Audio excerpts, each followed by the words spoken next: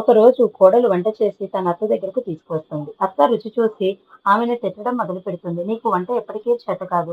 ఒకరోజు ఉప్పు ఎక్కువ వేస్తావు, ఒకరోజు కారాన్ని తగ్గించి వేస్తావు, ఒకరోజు భోజనం సరిగ్గా ఉడికించవు.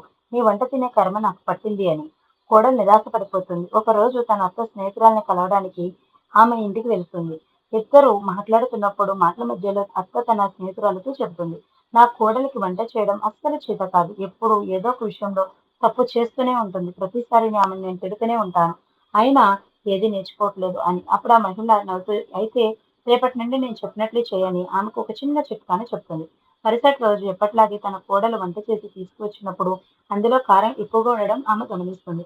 ఆమె తనకు వస్తున్న కోపాన్ని అణుచుకుని తన స్నేహితురాలు చెప్పినట్లుగా కోడలి మొహం చూసి నవ్వుతూ కోడలా ఈ రోజు వంట బాగా కుదిరింది. కాకపోతే కాస్త కారం తగ్గించి ఉంటే రుచి ఇంకా బాగా వచ్చేది అని. మరుసటి రోజు కోడలు తన తప్పును సరిదిద్దుకుని వంటను తన అత్త దగ్గర తీసుకువచ్చినప్పుడు అత్త గమనిస్తుంది. అందులో ఉప్పు తక్కువ వేసి ఉంటుంది.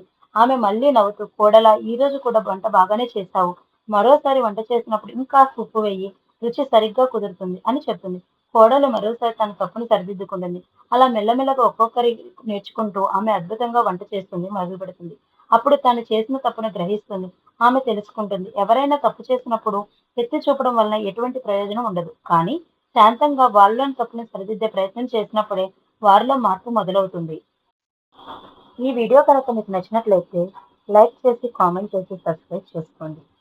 Thank you.